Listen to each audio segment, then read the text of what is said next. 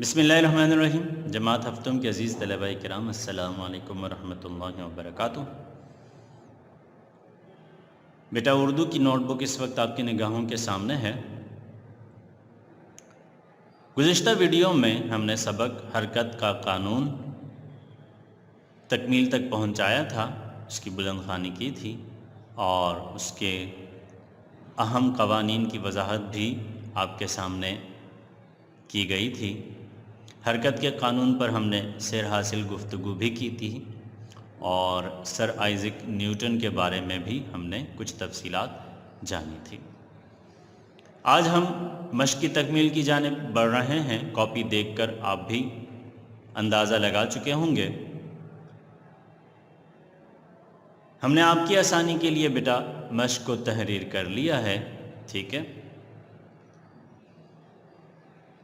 ملاحظہ فرمائیے، سبق حرکت کا قانون مشق جو کتاب میں دی گئی ہے،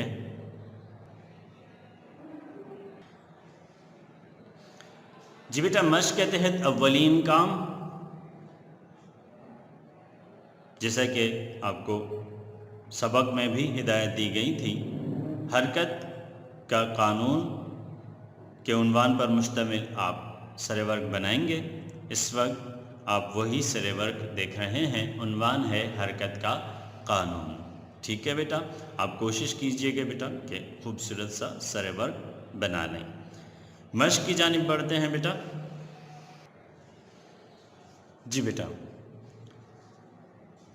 سر ورق بنا لینے کے بعد آپ الفاظ و معانی کا کالم اس طرز پر بنا لیں گے۔ چونکہ اس سبق کے تحت محض 3 ہی الفاظ دیے گئے ہیں، لہٰذا آپ اسی صفحے سے 3 الفاظ و معانی تحریر کر کے مشق کا آغاز کر لیں گے، ٹھیک ہے بیٹا؟ اس کے لیے مزید آپ کوئی صفحہ استعمال نہ کریں، بلکہ اسی صفحے پر الفاظ و معانی لکھ کر سوال و جواب کا آغاز کریں گے انشاءاللہ۔ جی بیٹا، مشق کے تحت سوال نمبر 1 کے ذیل میں جو سوالات دیے گئے ہیں ان کے جوابات مع سوالات کے یہاں موجود ہیں۔ پہلا سوال دیکھیے بیٹا، حرکت کا قانون کس نے دریافت کیا؟ حرکت کا قانون کس نے دریافت کیا؟ سب سے پہلے تو یہ جان لیجئے بیٹا، یہ لفظ حرکت نہیں ہے بلکہ حرکت ہے، را پر بھی زبر موجود ہے، ٹھیک ہے؟ لہٰذا اس کو حرکت کہا جائے، حرکت نہ کہا جائے۔ رے کے سکون کے ساتھ نہیں بلکہ رے کے زبر کے ساتھ یہ لفظ لکھا اور بولا جاتا ہے، حرکت۔ حرکت کا قانون کس نے دریافت کیا؟ تو جواب دیکھیے بیٹا، حرکت کا قانون آئزک نیوٹن نے دریافت کیا، ٹھیک ہے بیٹا؟ دوسرا سوال ہے، آئزک نیوٹن نے کس یونیورسٹی سے تعلیم حاصل کی؟ تو جواب ہے، آئزک نیوٹن نے کیمبرج یونیورسٹی سے تعلیم حاصل کی۔ آئزک نیوٹن نے کیمبرج یونیورسٹی سے تعلیم حاصل کی۔ تیسرا سوال ہے، ابتدا میں سائنس کی کتنی شاخیں تھیں؟ ابتدا میں سائنس کی کتنی شاخیں تھیں؟ تو اس کا جواب ہے، ابتدا میں سائنس کی 2 شاخیں تھیں، ٹھیک ہے؟ سائنس کی کتنی شاخیں تھیں؟ جی ہاں، 2 شاخیں تھیں، طبیعیات اور جی ہاں، طبیعیات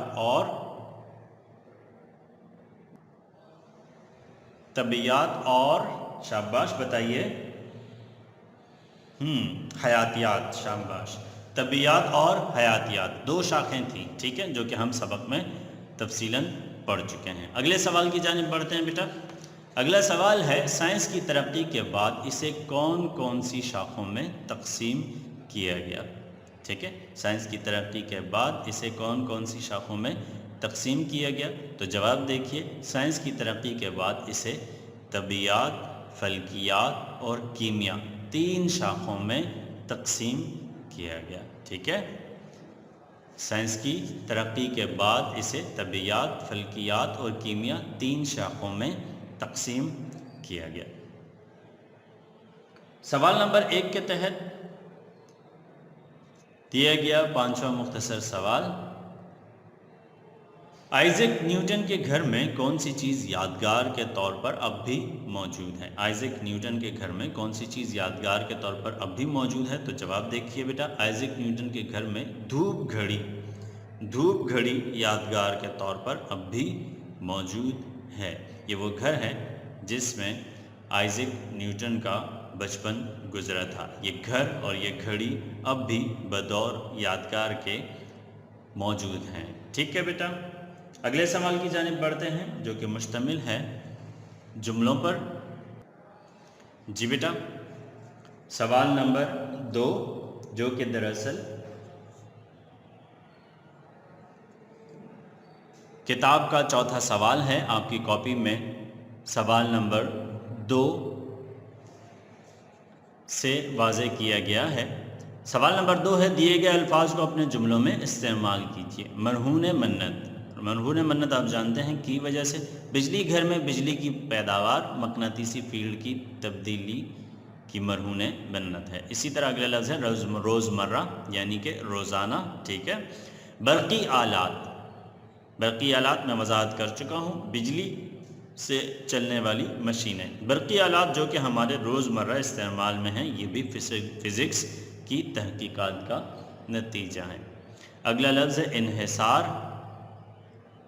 ऑटोमोबाइल टेक्नोलॉजी और रेडार टेक्नोलॉजी का इन्हिसार फ़िज़िक्स के उसूलों पर है।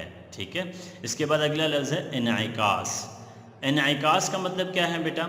इनइकास का मतलब है अक्स देखना यानी कि तस्वीर देखना। ठीक है, नज़रिया इनइकास के ज़रिए हम आईने में शक्ल देखते हैं। नज़रिया इनइकास के ज़रिए हम आईने में शक्ल देखते हैं। ठीक है बेटा, नज़रिया इनइकास यानी हर वो चमकदार चीज़। ठीक है, आप जानते हैं कि कोई भी चमकदार चीज़ है तो वो नज़र आती है, उसमें अक्स नज़र आता है। किसी भी चमकदार चीज़ में अक्स नज़र आता है, जैसे कि आईना, जैसे स्टील की कोई प्लेट, चूँकि उसके अंदर चमक होती है। ठीक है, और चमकदार चीज़ क्या करती है, वो चीज़ों अपनी चमक के साथ उसकी तस्वीर को भी हमारी तरफ वापस लौटाती है। ठीक है, इसे कहते हैं नज़रिया इनइकास। अगला लफ्ज़ है साकिन। साकिन यानी कि जामिद, अपनी जगह पर कायम रहना। न्यूटन के इन कवानीन के मुताबिक अगर कोई ज़र्रा साकिन हो तो अपनी हालत सुकून हमेशा कायम रखता है। न्यूटन के कवानीन के मुताबिक अगर कोई ज़र्रा साकिन हो तो अपनी हालत सुकून हमेशा कायम रखता है। ठीक है बेटा, इस तरह अल्फाज व जुमलों पर मुश्तमिल ये सवाल इख्तिताम पज़ीर हुआ। अगले सवाल की जानिब बढ़ते हैं बेटा। सवाल नंबर 5 मुलाहिज़ा फरमाइए। जी बेटा, सवाल नंबर 5 जो कि आपकी कॉपी का तीसरा सवाल होगा, इस वक्त आपके सामने है। दिए गए अल्फाज के मुतरादिफ लिखिए। सबसे पहला लफ्ज़ है कानून। सबसे पहला लफ्ज़ क्या है बेटा? कानून। ठीक है, इसका मुतरादिफ लफ्ज़ है कायदा। कायदा और कानून दोनों हम मानी लफ्ज़ हैं। ठीक है बेटा, इसी तरह तरक्की, कामयाबी, बाहमी। बाहमी का मतलब होता है मिलजुल कर। ताकत, जोर। ठीक है, अकल, समझबूझ। ठीक है, अकल का मतलब समझबूझ। ठीक है बेटा, इस तरह सवाल नंबर 3 भी इख्तिताम पज़ीर हुआ। सवाल नंबर 4 देखिए, मुतज़ाद लिखिए यानी कि अल्फाज के उलट लिखिए। तरक्की, इसकी ज़िद क्या है? तनज़्ज़ुली। तरक्की किसे कहते हैं बेटा? उरूज को कहते हैं, उरूज को। ठीक है, और इसकी ज़िद क्या है? ज़वाल। ठीक है, ताकत, कमज़ोरी।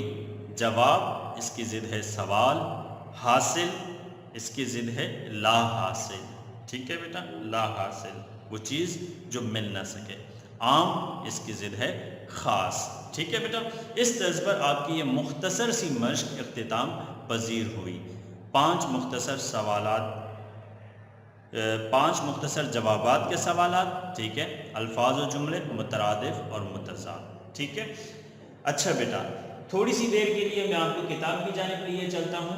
किताब है सफ़ा नंबर 121। सफ़ा नंबर 121 मश्क मुलाहिज़ा फरमाइए ताकि मैं आपके सामने मश्क की अच्छी तरह वजाहत कर दूँ कि कौन कौन से सवालात कॉपी में तहरीर किए जाने हैं और कौन कौन से सवालात कॉपी में तहरीर नहीं किए जाने, किताब में तहरीर किए जाएंगे। ملاحظہ فرمائیے صفحہ نمبر 121۔ جی بیٹا مشق آپ کے سامنے ہے، صفحہ نمبر 121، ٹھیک ہے۔ مشق کے تحت بیٹا جیسا کہ آپ نے ملاحظہ فرمایا، سوال نمبر 1 کے تحت دیے گئے تمام سوالات کے جوابات آپ کاپی میں تحریر کریں گے، ٹھیک ہے۔ سوال نمبر 2 آپ کتاب میں تکمیل تک پہنچ جائیں گے۔ سوال نمبر 3 بیٹا سائنس کی اہمیت پر 200 الفاظ پر مشتمل ایک مضمون لکھیے۔ چونکہ اس وقت موضوعی کام آپ سے نہیں کروایا جا رہا، آپ کی آسانی کی خاطر انشاءاللہ آپ اسکول آئیں گے تو اس بارے میں وضاحت کر دی جائے گی اور ممکن ہے کہ یہ کام آپ سے دوبارہ کروا لیا جائے۔ فی الحال کے لیے یہ آپ کی مشق میں شامل نہیں ہے۔ سوال نمبر 4 آپ کاپی میں تحریر کریں گے، اسی طرح سوال نمبر 5 بھی کاپی میں تحریر کریں گے۔ اگلے صفحے کی جانب بڑھتے ہیں، صفحہ نمبر 122۔ جی بیٹا صفحہ نمبر 122 سوال نمبر 6، ٹھیک ہے۔ دیے گئے بیانات میں درست پر درست اور غلط پر غلط کا نشان لگائیے۔ یہ سوال بھی آپ کتاب میں ہی مکمل کریں گے، کاپی میں تحریر کرنے کی ضرورت نہیں ہے۔ اسی طرح سوال نمبر 7 مکالمے پر مشتمل ہے، یہ بھی آپ کے نصاب میں فی الحال شامل نہیں ہے۔ سوال نمبر 8 الفاظ کے متضاد، یہ بھی آپ انشاءاللہ کاپی میں تحریر کریں گے۔ اس طرز پر بیٹا آپ نے دیکھا کہ آپ کی یہ مشق 1، 2، 3 اور صفحہ نمبر 122 پر متضاد پر مشتمل چوتھا سوال، 4 سوالات پر مشتمل آپ کی یہ مشق اختتام پذیر ہوئی۔ چونکہ بیٹا میقات دوم کا نصاب تکمیل کے قریب ہے اور جلد ہی اسکولز کھلنے والے ہیں، انتظار کی گھڑیاں ختم ہونے والی ہیں، لہٰذا بیٹا آپ کو تاکید کریں گے کہ آپ اپنے کام کو تکمیل تک پہنچا لیں تاکہ جب آپ اسکول آئیں تو آپ کا کام چیک کیا جائے اور آپ کا کام مکمل ہو۔ اپنی دعاؤں میں یاد رکھیے گا بیٹا۔ السلام علیکم ورحمۃ اللہ وبرکاتہ۔